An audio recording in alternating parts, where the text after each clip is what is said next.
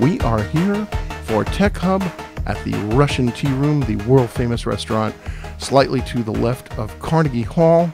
My guest is Jason Shames. I'm just going to tell you a little bit about him. He has a company called Jetaport. Jason, welcome. Am I pronouncing Jetaport properly? You are pronouncing that correctly. Well, Jetaport wants to make a trip with your friends less of a hassle. Yep. I don't have any friends, but if I did, I would probably use it. I'm going to just read this, Jason, and then you. Yep. The main idea is that you log in, add your friends through Facebook. Again, I have like 3 friends there. I have, I think, 100. And begin planning your next vacation. This sounds like a really good idea. So this is also in a partnership with Expedia. Yes. My first question right away is, do you have to use Facebook? What if? So we got off of Facebook integration quite early on. We really are event-based travel planning. We felt that planning trips with family members, with small groups of people, even large groups of people, were accommodating, at this point, on average, 29 rooms per trip.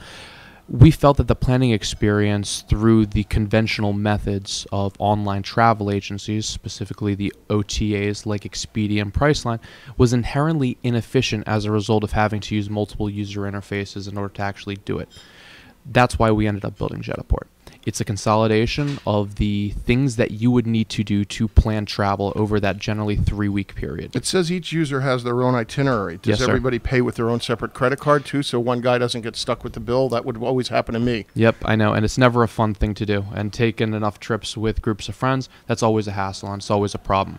By allowing unique independent itineraries for all of the specific travel mates, we've given the users the flexibility to pay for their own flights and for their own rooms separately.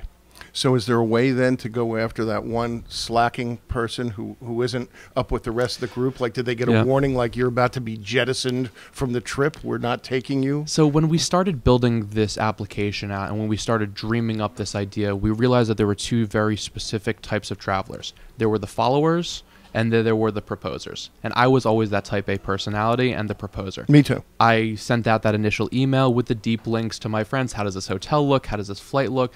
And I was always so fed up and so upset by those stragglers at the end that just really want to just buy it. They want it.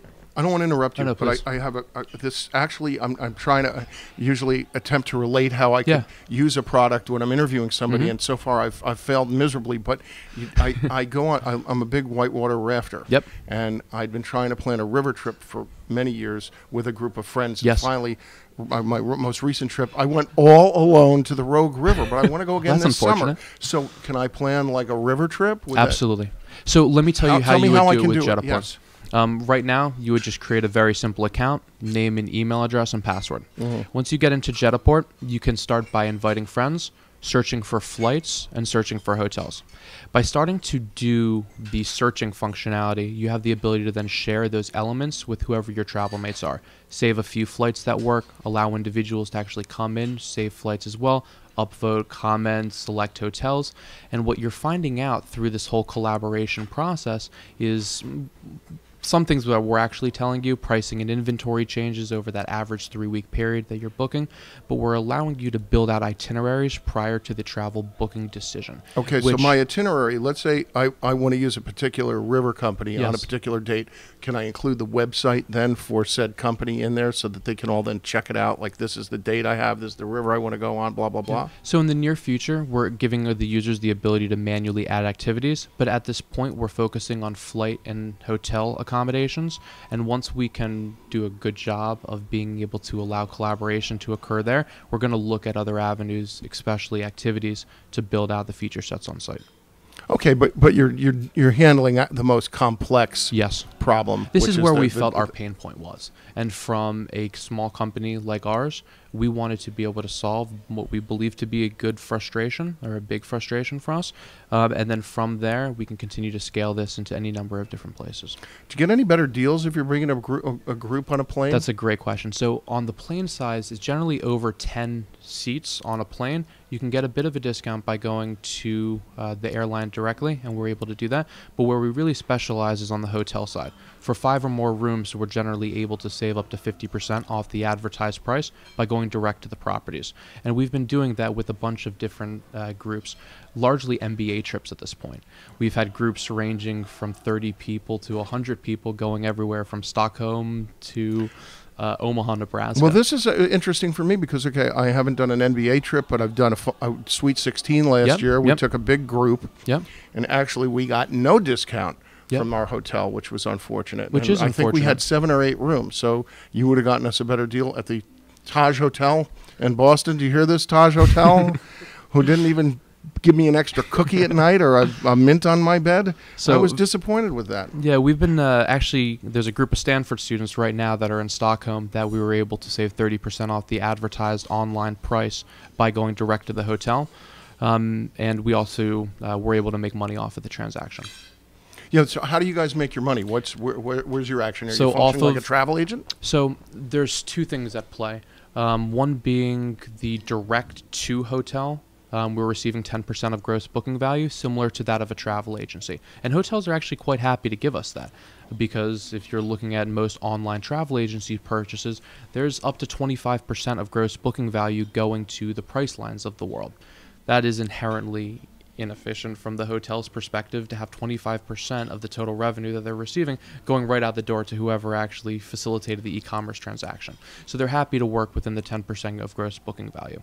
And the other is on the affiliate side, which we do with Expedia, which is for flights, direct flight reservations through Expedia, and under 5-room reservations, which is also done through Expedia booking.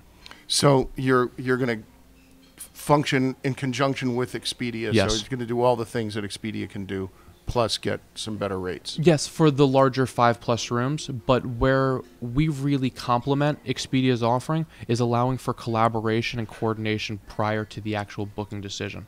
And if you look at the actual behavior of users prior to booking a trip, on average, you're searching 9.5 times over a 3-week period prior to actually booking.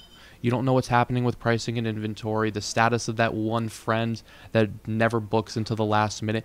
These are all things that we can show you on Jetaport and to give you a And let's plug your website. So it's you want to spell it or tell us how to get to it? So Jetaport is Jetaport, and it's .com. And if you'd want immediate access, you can go to jetaport.com/groups.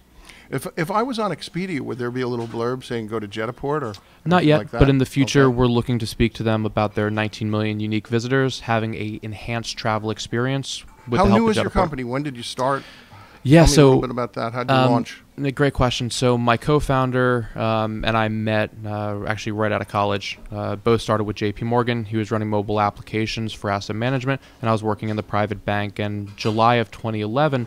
I came to him with this idea. This has always been a problem for me and needed a CTO to help me out with this. And he immediately fell in love with at least the pain point and trying to solve the pain point. And we started working on coming up with a solution.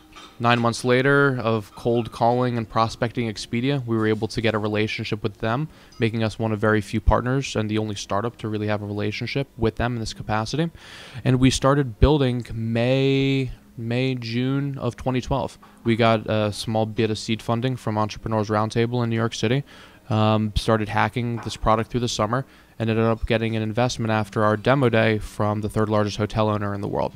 So how do you plan on getting the word out? Because really, honestly, I could have used you a couple of times. So where are people going to find out about you besides the millions of listeners we have here on the Tech Hub? Well, that's the reason that I'm here.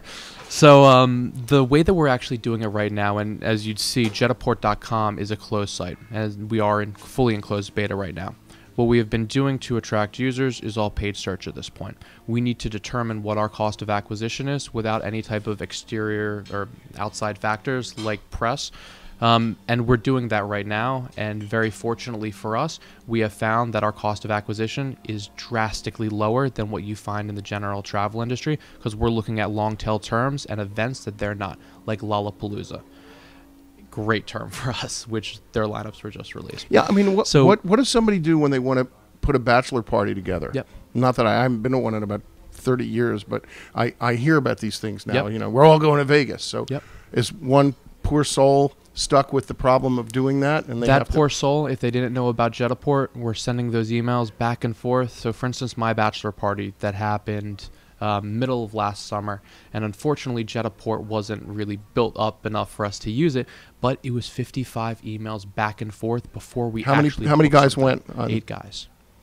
And your fiance allowed that. So and my fiance allowed it, and we're still together. So. So what would your general cost have been when you went, and what would it have been if you used Jetaport? So Jetaport is free for our users. We don't charge anything. But what would the savings have been? I guess I meant. It's hard to say what the specific savings would have been, as it really just depends on the property and their availability at that time. But by going direct and by having us negotiate on behalf of the user, we're really simplifying the experience for them for negotiating with the properties and ultimately facilitating the transaction. So I've always had this question about the travel business, which is, if you try and book something by yourself, like I did, even with 7 rooms, they don't want to give you a break, even though they're going to save the 10% they would have to give to the travel agent. Why don't they want to do that with? It's just the way. A large bit of it in the hotel industry is about optics, and there are price parity agreements, so they can't tell individual specific prices and then go out and market it at different rates. There are a lot of complexities associated with the space, but being able to have an advocate like Jetaport negotiating on your behalf for 5+ rooms is a truly value additive service to be able to save additional money for our users. Okay, well, this is a really interesting interview. I think you have a great company. Thank you. And I'm going to look into using it on my next, depends. Maybe I'm going to the NBA Finals. I don't know. We shall see. Well, if I'm not covering it professionally, which I often do, and you can all go to my website, www.robtaub.com, and read my Huffington Post articles and learn all about who I'm predicting to win the Final Four. Anyway, Jason, thank you very much for joining us. Thanks for having me. Okay.